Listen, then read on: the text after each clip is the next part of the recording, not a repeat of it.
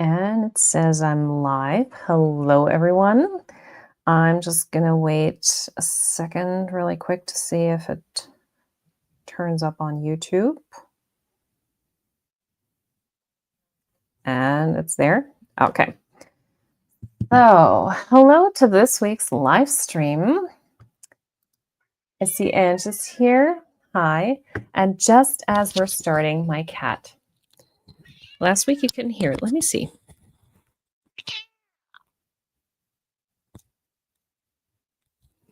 I don't know if you could hear that, but my microphone last week didn't pick up on that. I have fed her. I fed her. So she's all fed. She has her food in the kitchen. It's not like she's hungry like last week where I forgot to feed her, but she was sleeping. And now I think she wants to be entertained, but mommy's busy right now. I love you. Can you go and play for an hour? Please? I love you. And she doesn't believe me. The joy of being a cat lady. Anyway, so today's video is we're on episode 3 now of this weekly live stream. And last week, for each week, I prepare 5 questions just to have something to talk about. And last week, the questions kind of tied in together, and I kind of like that. So for today, I made like a little topic, and so it's like tarot and the future. So we're still in the beginning of 2025, and I thought, why not kind of take that as a topic? And I wrote down some questions that are talking about the future. So, and please feel free to share your ideas about any of these in the live chat, or if you're watching this back in the comment section. I'm always interested to hear what other tarot readers have to say about these kind of things. The questions are also already in the info box underneath the video. So yeah, let's just get right into the first question. So the first question I wrote down is, what are your tarot goals for this new year? I can hear her, but I can't see her anymore. So my tarot goals for 2025 are, well, I do want to do something with tarot this year more. And one of the things that I have been neglecting a lot is my tarot books. I have quite a few tarot books that I never even touched. And one of the books I'm really looking forward to reading is Tarot and Psychology. And then I finally want to get into the Kitchen Table Tarot. Like, I've been mentioning that book last time as well. And I have it in my library. I have so many books that I never even read. But like these 2 books, like I'm committing to 2 books this year. Anything beyond that is a plus. But these 2 books I definitely want to read because, I'm guessing, like, I hear people say so many good things about the Kitchen Table Tarot book, so I finally want to read it for myself. And the whole psychology issue is also very interesting to me, because using tarot in this kind of way, instead of just like using it for future predictions or the whole is my ex coming back to me and am I getting married and all that stuff, those readings. I want to move past that and more into something deeper, something more meaningful that goes beyond just the woo-woo aspect of it. And so, yeah, that's definitely something that I plan on doing, like reading some books and just, having tarot as part of my everyday life again, because in 2024, I didn't really do much with tarot. I just didn't feel like it. I used it here and there a little bit, but overall, I didn't really do much with it. And yeah, I have a second channel because now I kind of divided my channel. Like, I have one channel where I'm going to do like readings and stuff, and those are also for me to practice reading, in a sense that, it's like a muscle that you need to train. If you just stop, you need to keep going to get better. And yeah, since I haven't been training very much last year, I just want to get back into the habit of reading. So that's why I have the second channel, Lady Knight of Avalon Readings. And yeah, so that is basically what my tarot goals for 2025 are. Let's see. So what are your goals? I would like to hear what you guys are thinking about tarot and what you want to do. Now, the second question is, share a tarot prediction for the year ahead. And with that, like when I wrote down that question, I was thinking maybe I'll just pull out a deck of cards and do a reading on the year.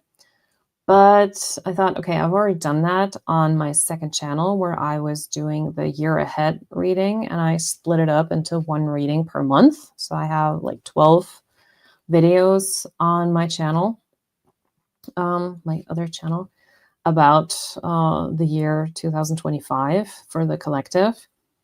And then as I was looking at that question, I thought, I wonder how the tarot industry is going to change and evolve, and if it's even still going to be relevant or if it's oversaturated, as we say. And so I went down the rabbit hole. Hi, Carla. Thanks for being here. And boy, did I find a lot of stuff. So I'm just going to switch to a different window here. So I looked at market research about tarot, and I found so many sources that actually do real reports, like market research reports on these kinds of things. Unfortunately, I can't really get my hands on the full reports. There are over 100 pages usually done by these like market research institutes. And the prices for those, you wouldn't believe. The cheapest one I found was like between $2,500 and $2,800 US dollars. And the most expensive one I found was $5,000 for one report. There's no way that I can do that. Oh, hi. Well, I'm not doing any readings. This is Tarot Chit Chat, where I'm just talking about tarot. I'm not doing readings on these live streams here. I'm sorry. That would be for a different live. But thanks for being here. So let's see. I looked at the market, like they have it split up into different things. Like they look at the tarot cards market, and then they look at the online psychic reading service market. And the interesting thing is that they have different growth potentials, and they were looking also, like different institutes look into different timelines, but they more or less all come up with the same numbers. So let's see. So when it comes to the tarot cards market globally, it says that the tarot cards market size was valued at $1.29 billion US dollars in 2023, and is projected to reach $1.589 billion US dollars by 2030, giving this an annual growth thing from like 3.5% until 2030. And for the global online psychic reading services, and this means mostly the hotlines.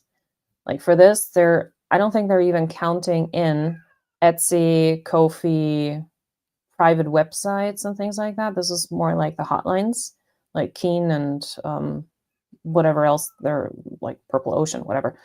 And so they say that the online psychic reading service market size was valued at $2.8 billion US dollars in 2023, and it's projected to reach 5.4 billion US dollars by 2031. So that gives it an annual growth percentage of 9.4.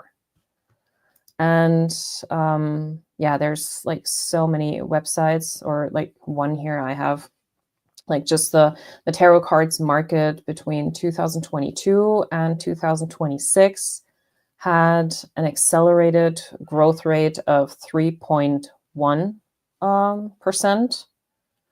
And let's see what else we got here. Yeah, so they're like mostly talking about like the same percent depending on what years they look at. But yeah, this is like a billion-dollar industry here.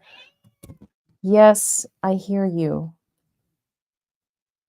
Why do you have to be awake right now? You were sleeping the whole time. And so one thing that they also look into is like the key drivers for the market growth, because like there is an increasing interest in spirituality and wellness, it seems, and using tarot cards for self-reflection, guidance, and part of it is also like trends, because it is on social media. I mean, we have it on Facebook, Instagram, YouTube, TikTok, all those platforms. So there is a bit of a trend aspect to it as well.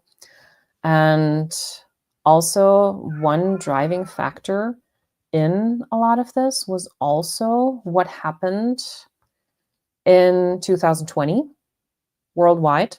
I'm not going to say what that was, but we all know it. And after that, things have just become very normalized in an online space.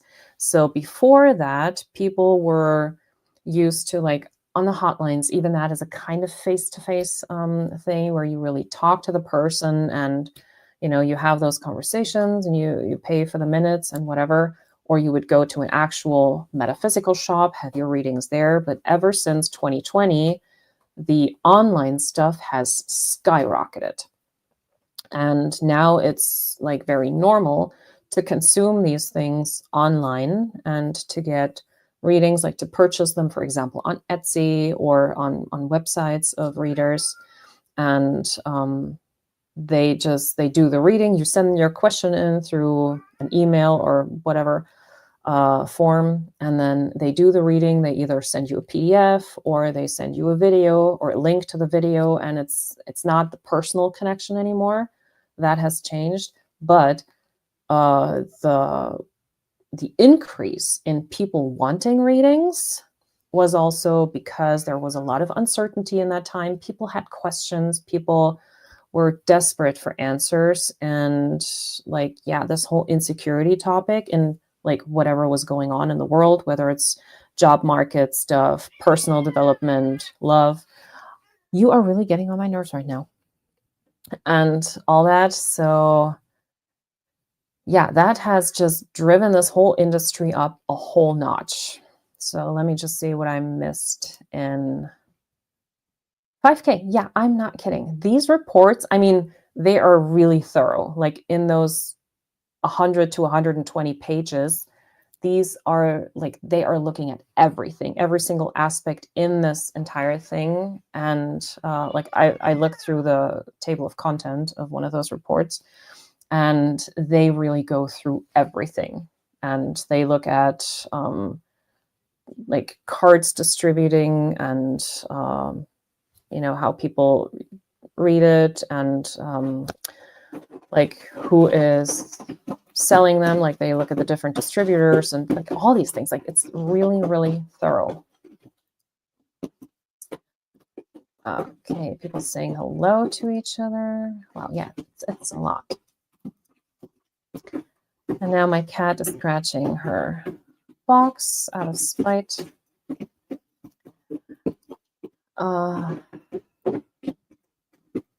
Yeah, that cat today is just driving me crazy a little bit.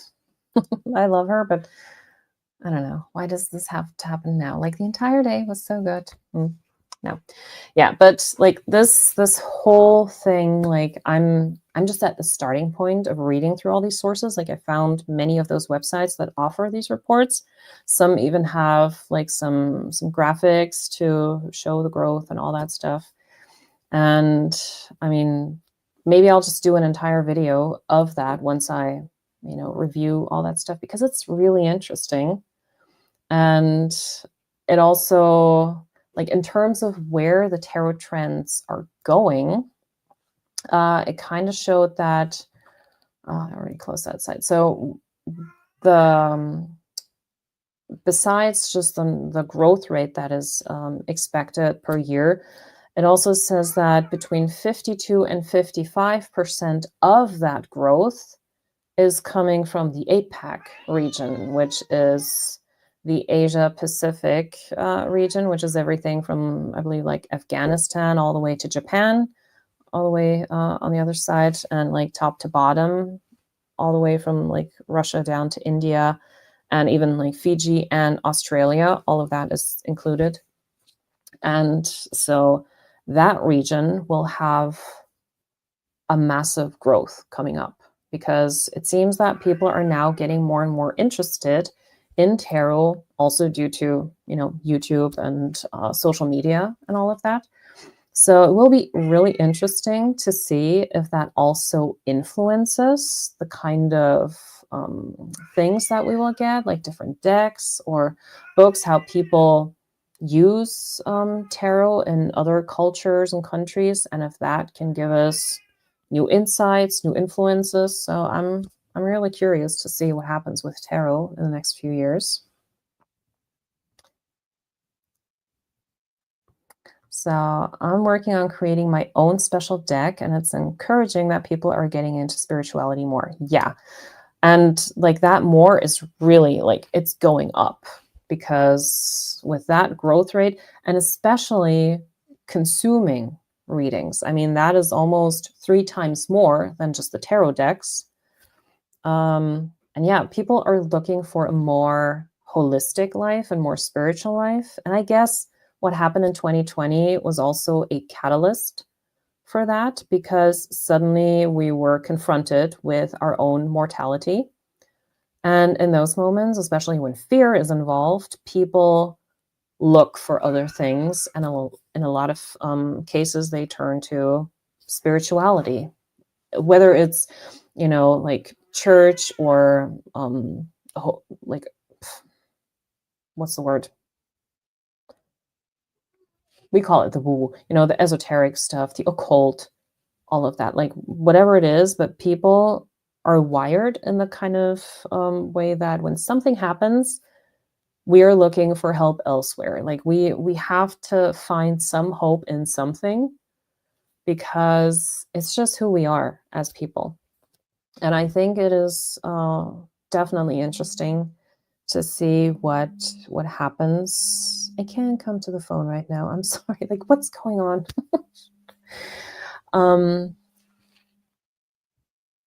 So yeah, like those next 5 years potentially, especially with a big growth market more to the east. That's going to be interesting. What happens there? Okay. Now, question number 3. How can tarot help us prepare for the future? Well, for me, in my case, what I do in order to prepare for the future is not necessarily those predictive readings. Hey, Zach. Yeah, I'm glad you're here. And Jackie is here. Hello. Where was I? Oh yeah, how does tarot prepare us for the future? So in the way that I use tarot, I like to do past life readings, especially during the Mercury retrograde. That is the perfect time for anything related to the past. And for me, it helps me, like maybe that's my journalistic mind, or the Gemini mind. I want to see patterns, because they help me analyze certain things, and from that make predictions. And so if I look at myself and I read tarot for myself in terms of the past and how did I get to this point right now, and when I'm really honest and vulnerable in doing so, it helps me understand myself so much better. And if I understand my past and my behavior and the reasons behind it, I can then decide what I want to do in the future. Like, do I want to continue the way that I've been doing things? Or is what happened in the past not sustainable anymore? So, do I need to make some changes for the future? So, in order to create a better future for myself, I want to understand the past. And so I do readings that deal with my past and the present. But like doing readings about my future, sure, I do them every once in a while just to look into something. But I feel because I can always change my mind, they don't really tell me too much. So the past, that has already happened. I can't change the past. So whatever I'm reading about the past, that is kind of set in stone. So with that, I can work, and I can analyze it, and I can find, like I said, the patterns, and then make changes consciously about my future. And in that sense, I find tarot to be a great help. And with the past life readings, also looking into other incarnations, whether people believe in it or not, but for me, it helped me resolve my, as we call it, daddy issues, because understanding why my father is not in my life from a spiritual point, looking into other incarnations and how that father played a role there versus my life now. Doing that with the tarot really helped me to come to terms with my life experience now regarding my father and the fact that he is not in my life, and that that's actually a good thing for me personally. I'm just talking about me. But looking into other incarnations where the father was overbearing and making choices for me, like the life was designed in a certain way, whether it's like taking over the family business or having certain expectations placed on me, like marrying someone in particular to, continue in specific social circles, whatever. And that does not happen to me right now because that person is not there. So I'm able to explore life in a way that is completely free from that. And yeah, like thinking about it this way instead of just thinking like, oh, why doesn't daddy love me? Like, why didn't he leave me? But no, he didn't leave me. Like something happened between my parents that caused my mom to get a divorce. And so yeah, taking myself out of that and knowing, okay, because I believe we choose our incarnation for certain experiences we want to make. And I chose this to have this life free of those things that would have possibly been put onto me, whether it's expectations or certain things that come with that. And I was free to develop however I liked. And I think that for me, in this case, is a good thing compared to those other lives that I looked into. The funny thing is, in all of those incarnations that I looked into, I was always gravitating towards spiritual stuff. And in some cases, that meant being shunned by the family. Like, well, if you do this, then don't bother coming back. Like, actually, like living as a nun kind of thing. Because I didn't have a home anymore, or like, yeah, going into some kind of spiritual life because it was always part of me, I guess, or it is part of me. And yeah, I would love to learn how to do past life readings with Tarot Oracle. Well, there are specific decks that make that very easy. The one that I mostly use for that is by Red Orchid Publishing. It's the Art History Tarot for Past Lives, I believe it's called. And that one comes with the workbook, which, wait a second. I happen to have that one right here. So this is the workbook that comes with it. And this is a 21-day journey where you have a different spread for each day. And you can fill that out, but I wrote all of that in a separate journal because these 2 lines for every question were not nearly enough for me. Like, I had to journal a lot. And it also, for each topic, gives you the meanings for these cards, and they're a little bit different for each topic. And the way that this is put together, not sponsored, but I love this. Like this, if you really have never done any past life readings and you want to, I can highly recommend that. I don't know if the workbook is still available on Amazon by itself. I think it used to be. Not sure if it still is, but on her website, what was it at? Yeah, it was, let me see that. Red Orchid Publishing. Where's the website here? So, like I said, I'm not sponsored, but I think you can just Google it. It's made in the USA. She has her own shop where she sells that on the website. Yeah, I don't find the website now, but yeah, Red Orchid Publishing. That one is a great source. There are also other decks that are really interesting, like that round one, Uncover Your Past Lives Oracle. So that one is an oracle deck that has its own system for that. And that one can be very interesting too. But that one doesn't come with so many spreads. Like that workbook is the best I have seen ever when it comes to past life readings. Yeah, I got Carla into that as well. So she also got, yeah, you're welcome. And one deck I also use for past life readings that I find very good in terms, not sponsored, but yeah, the Stretch Tarot, that one, like the pictures, they just speak to me in a way, and I love using that one for past life readings.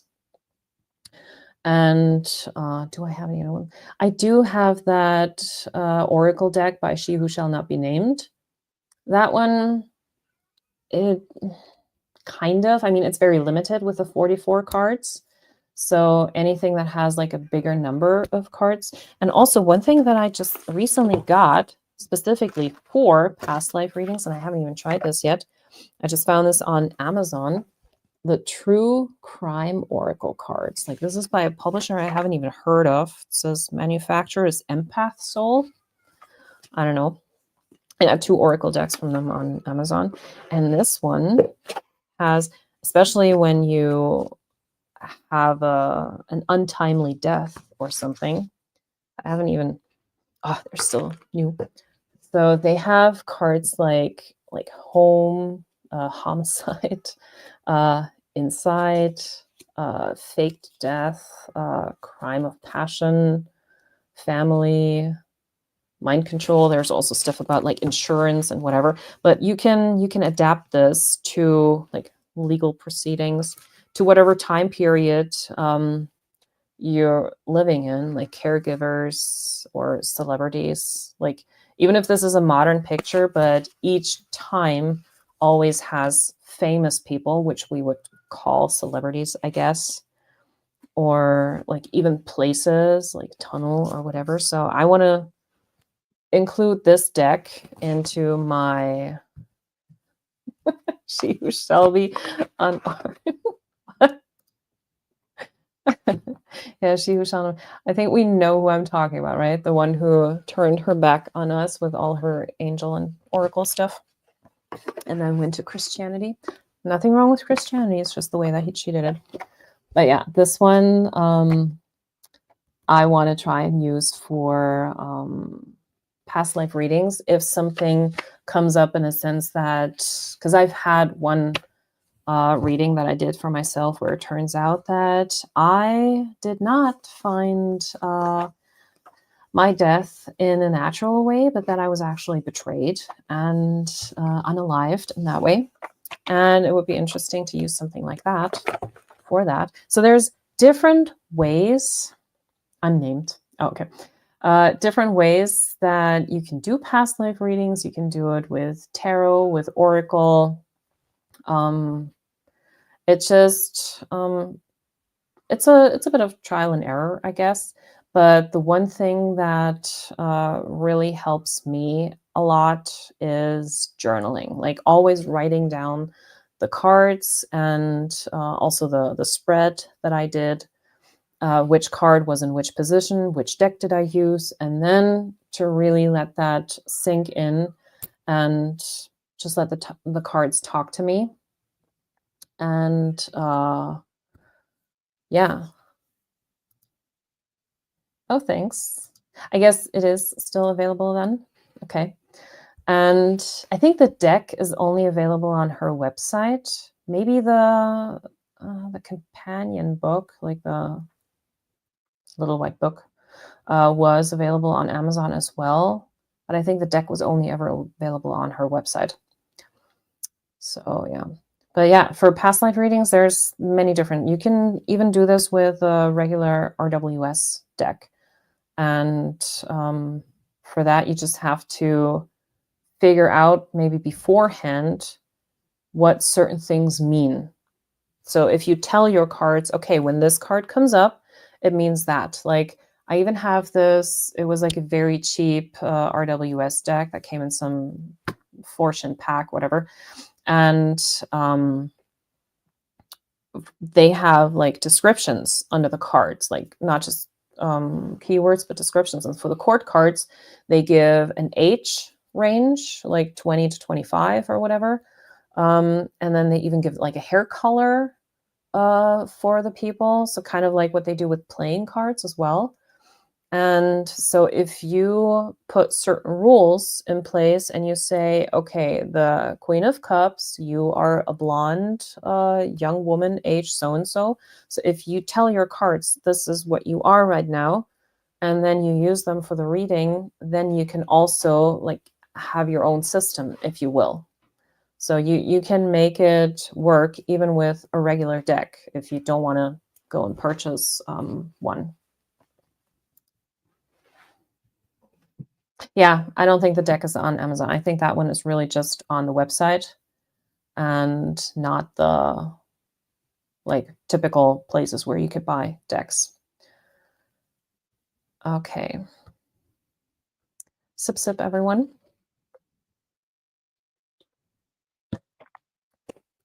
Okay. Yeah. And so like the whole past life reading stuff for me, that is something that really helps me for the future, because if I understand myself better, it is easier to make future plans, plain and simple. Okay, question number 4. How do you do readings about a future event?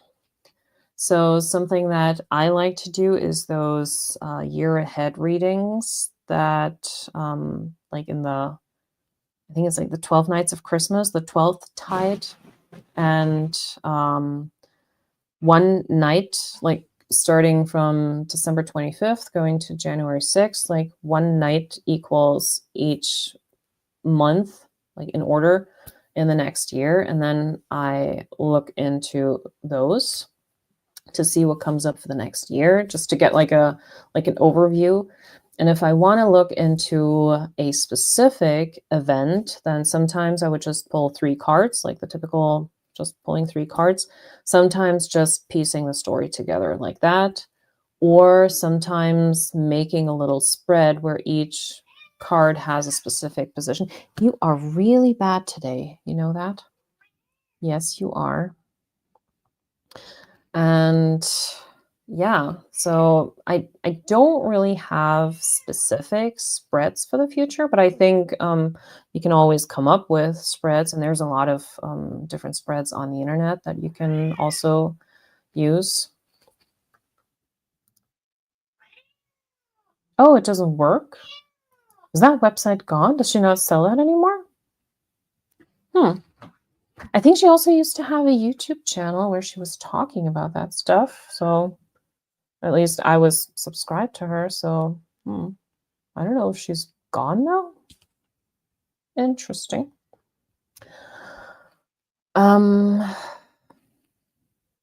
Future event.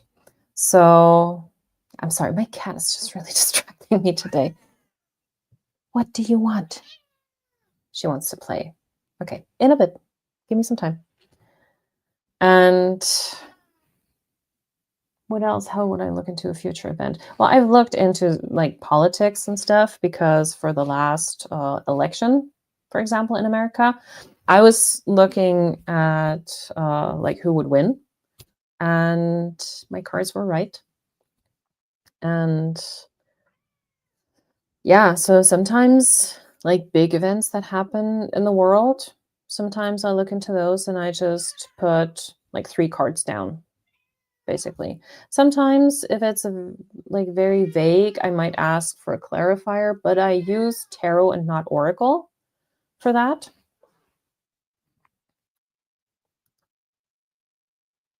I was redirected to an unknown Asian website.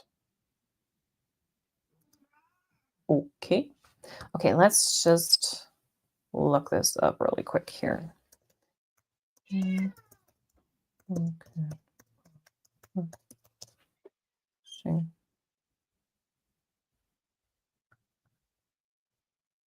Mm,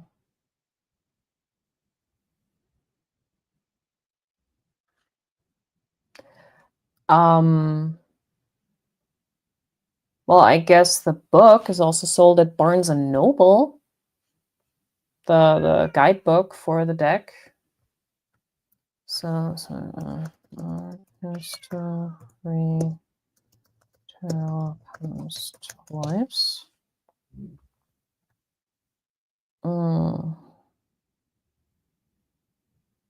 Is she really gone now? Because I can see eBay. Huh. Don't tell me she's gone.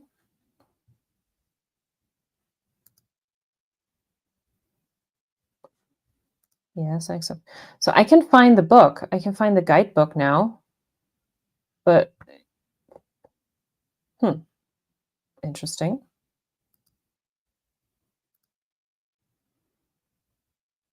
And I guess maybe on eBay. So I'm guessing this means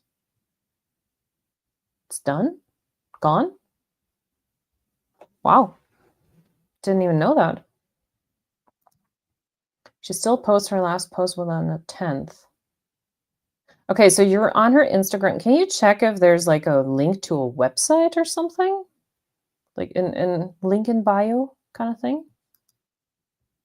Because that would be sad because that deck is really helpful, and like for anyone looking into like past life stuff, like I would love people to be able to get this deck because it helped me a lot.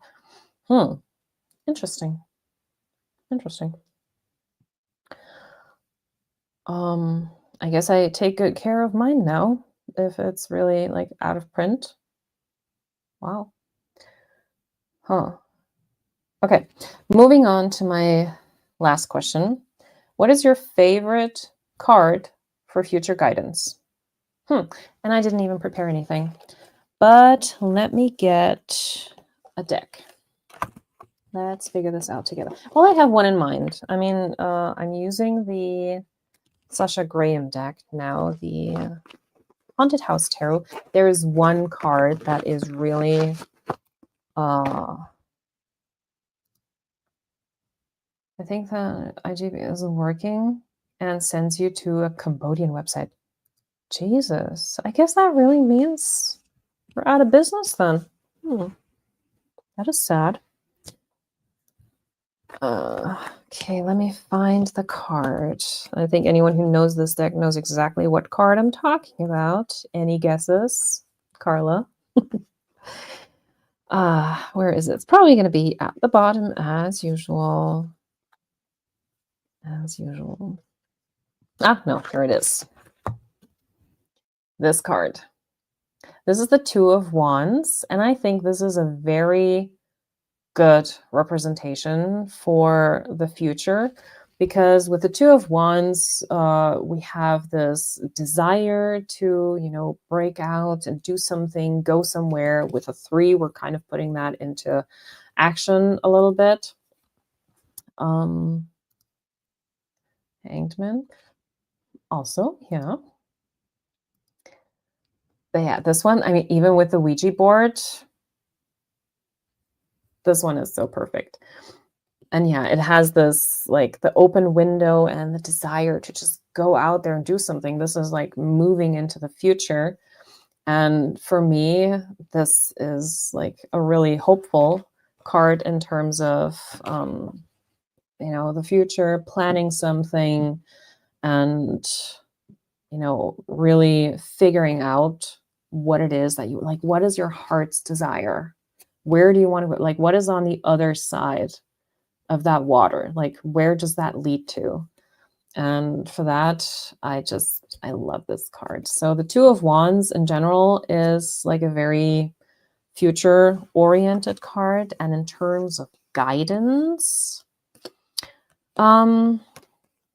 one card that I also like is the King of Swords, especially this chess player here, because in order to win chess, you have to have a strategy. And strategy is all about the future. You have to predict what's going to happen so that you can counteract what someone else is doing, especially in the world dealing with people, whether it's in the work environment or even in family, friend, relationship situations. You kind of have to anticipate certain things sometimes and then make a plan on how to react. At least that would be helpful. If something hits you completely out of the blue, then it's like deer in the headlight moment.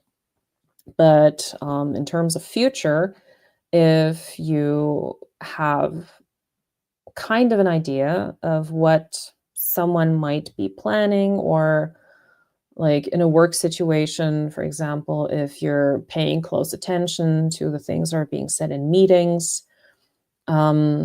like kind of getting an idea, okay, so the company is going into this direction now. Does that still align with my values? Do I want to stay there? Do I want to continue that? Like certain things, like whatever it is, planning your own life. Like this, the chess game analogy, I think is very fitting in terms of future and planning something.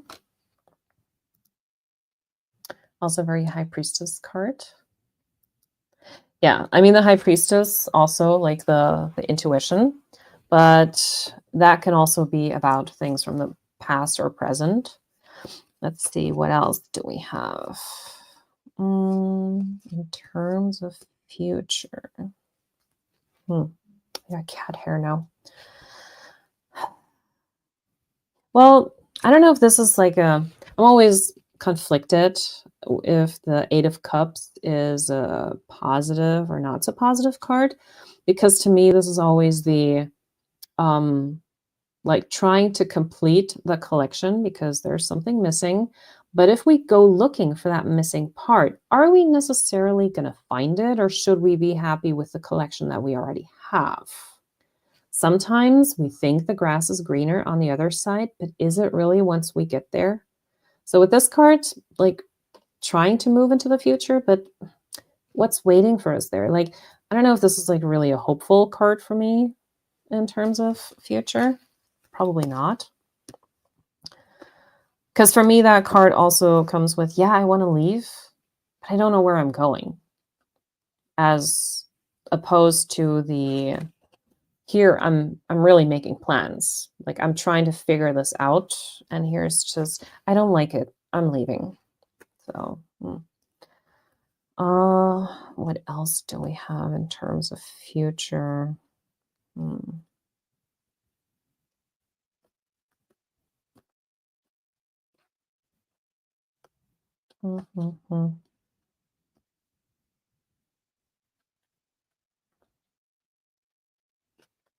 Yeah, I guess the Three of Wands is also like here actually going into the direction of where it is. And even if it's completely dark in there and all you have is your candlestick with you to shine light on something.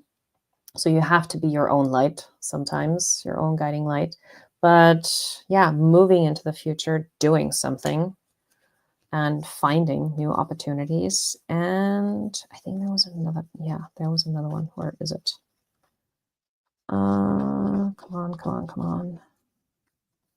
Here. Especially in this deck, it is the Page of Swords. And she's sitting there in the attic, and she's got this empty dollhouse. And she is creating this energy ball, getting ready to fill this. So this whole idea of making plans and like even like the King of Swords, bringing some kind of structure into the future. And, you know, first you have to think it, like, what is it that I want? Like even with a home renovation project, like I am doing now, the first thing that I had to do was come up with a plan of what I wanted the room to look like before I go out and buy stuff. Now, in the process of buying stuff, I changed my mind a little bit, but first I had to have a plan, a color scheme, and, you know, knowing what kind of materials I want to work with, because some materials might be easier than others when it comes to using them. And yeah, so I had like a vision in my mind of what I wanted, and then I went out and tried to make that happen. So I have all the components now. Now what I need to do is to implement it, aka do the renovations. So yeah. Yeah, Two of Wands. You were referring to that. Oh, okay. I love the Star for naked truth, seeing things the way they really are, but remaining hopeful. Yeah.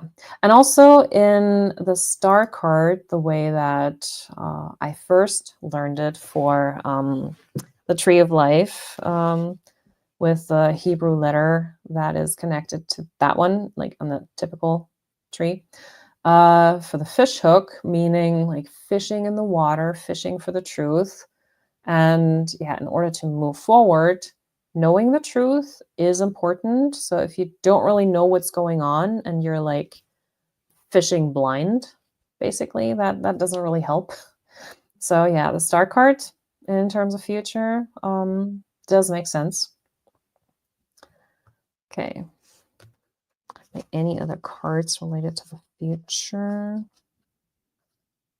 I guess the Magician, because he creates his future, the Alchemist. So yeah, he makes it happen. He also has a plan and he makes it happen. Whereas the King of Swords might be like pulling the strings in the back. He is like actively participating in doing that. And anything else? Nope, those are basically my cards regarding the future. Yeah, the Magician. Like he also has to gather his materials and then do the ritual and do whatever it is that needs to be done. Like one show, like this past week, I was binge watching all 3 seasons of A Discovery of Witches.